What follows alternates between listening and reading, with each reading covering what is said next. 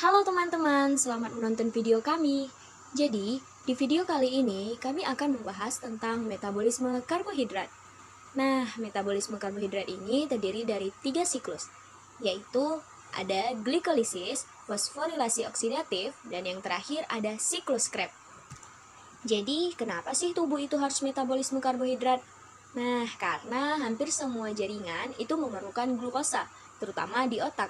Karena untuk metabolisme di otak itu hanya dapat menggunakan glukosa dan benda keton.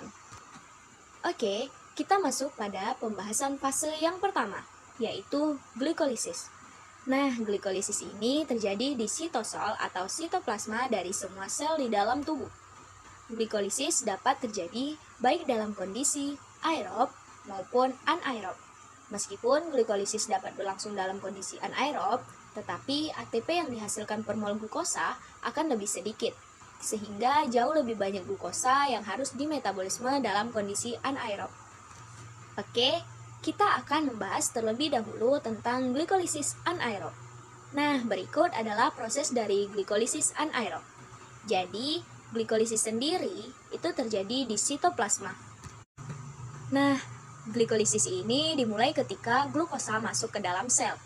Jadi, proses pertama yaitu glukosa ini akan mengalami proses fosforilasi menjadi glukosa 6-fosfat. Nah, pada proses ini dibutuhkan 1 ATP sebagai donor fosfat. Proses fosforilasi ini akan dikatalisis oleh satu enzim, yaitu enzim heksokinase. Selanjutnya, glikosa 6-fosfat. Itu akan diubah menjadi fruktosa 6-fosfat oleh suatu enzim, yaitu fosfoheksosa isomerase. Nah, fruktosa 6-fosfat ini nanti akan diubah atau akan dipecah menjadi 2 gliseraldehid 3-fosfat. Jadi, proses ini juga membutuhkan ATP. Kemudian, gliseraldehid 3-fosfat ini akan dioksidasi menjadi 1,3 bifosfoglikserat. Nah, proses ini dikatalisis oleh enzim gliseraldehid 3-fosfat dehidrogenase. Di proses ini akan menghasilkan 2 NADH. Nah, 1,3 biosfoglycerat itu akan menjadi donor fosfat untuk suatu ADP yang nanti akan dihasilkan 2 ATP. Dari 1,3 bifosfoglycerat kemudian akan diubah menjadi 3 fosfoglycerat. Nah, reaksi ini dikatalisis oleh fosfoglycerat kinase. Dan kemudian 3 fosfoglycerat ini akan melalui proses dehidrasi atau terjadinya pengeluaran H2O itu akan membentuk fosfoenol pirufat. Proses ini dikatalisis oleh enzim enolase. Kemudian fosfoenol pirufat itu akan menjadi donor fosfat dan akan menghasilkan 2 ATP. Kemudian akan membentuk 2 pirufat. Pada proses ini akan dikatalisis oleh enzim pirufat kinase. Nah, pada kondisi anaerob pirufat itu akan direduksi menjadi laktat oleh senyawa atau elektron, yaitu NADH. Jadi, NADH di sini yang digunakan untuk mereduksi pirufat menjadi laktat itu adalah hasil dari oksidasi gliseraldehid 3-fosfat menjadi 1,3 bifosfoglycerat. Nah, pada proses glikolisis anaerob ini itu menghasilkan 2 ATP. Nah, selanjutnya kita akan bahas tentang glikolisis aerob. Nah, sebenarnya pembentukan pirufat dari proses glikolisis aerob maupun anaerob itu sama. Namun, yang membedakan di sini adalah pirufat dari hasil glikolisis pada kondisi aerob, dia akan masuk ke dalam mitokondria. Nanti akan melanjutkan prosesnya ke dekarboksilasi oksidatif dan siklus Krebs atau siklus asam sitrat. Oke, yang kedua kita akan bahas tentang siklus berikutnya, yaitu fosforilasi oksidatif. Nah, jadi pirufat yang terbentuk di sitosol tadi akan diangkut ke dalam mitokondria.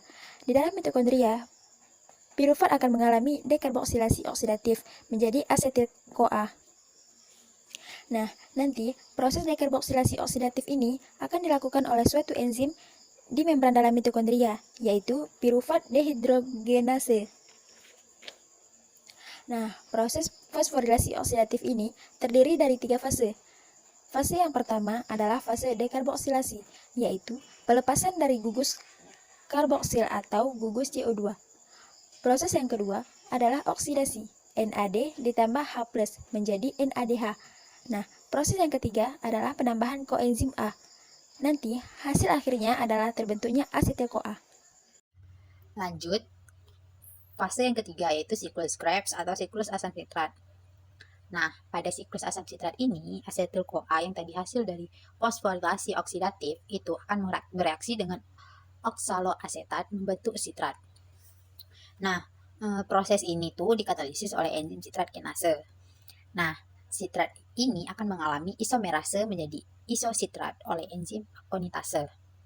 Nah, reaksi ini terjadi dalam dua tahap, yaitu dehidrasi menjadi cis akonitat dan dehidrasi menjadi isositrat.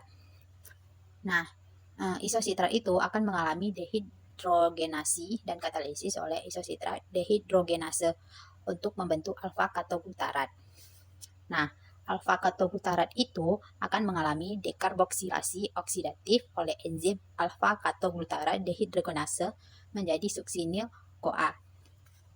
Nah, suksinil CoA akan diubah menjadi suksinat oleh enzim suksilit CoA sintetase. Nah, suksinat akan mengalami dehidrogenasi pembentuk fumarat dan dikatalisis oleh enzim suksinat dehidrogenase. Nah, enzim fumarase nanti akan mengkatalisis penambahan air pada ikatan fumarat sehingga akan menghasilkan malat. Nah, nanti malat akan diubah menjadi oksaloasetat oleh malat dihidrogenase dan nanti reaksi ini akan membutuhkan NADH+. Nah, jadi selain kita perlu mengetahui tentang proses metabolisme glukosa, kita juga perlu mengetahui ATP yang dihasilkan dalam proses metabolisme glukosa itu ada berapa. Nah, jadi ini adalah rangkuman dan proses glikolisis DO dan siklus Krebs di mana pada glikolisis yang anaerob maka hanya dihasilkan 2 ATP. Karena 2 NADH tadi digunakan untuk reduksi pirufat menjadi laktat. Dan pada glikolisis aerob 2 NADH-nya itu tidak terpakai sehingga nanti bisa diubah menjadi ATP di mana 1 NADH itu adalah 3 ATP. Sehingga kalau 2 NADH itu dihasilkan 6 ATP. Nah, begitu juga dengan dekarboksidatif nanti akan dihasilkan 2 NADH yang bisa diubah menjadi 26 ATP. Nah, kemudian masuk ke siklus Krebs. Itu hasilnya ada 6 NADH, 2 FADH2, dan juga 2 ATP. Nah, 6 NADH itu bisa diubah menjadi 18 ATP. Kemudian 2 FADH itu 2 ATP, sehingga kalau 2 FADH maka menghasilkan 4 ATP. Nah, kemudian 2 ATP itu secara langsung menghasilkan 2 ATP, sehingga maksimum dari proses metabolisme glukosa itu bisa menghasilkan 38 ATP.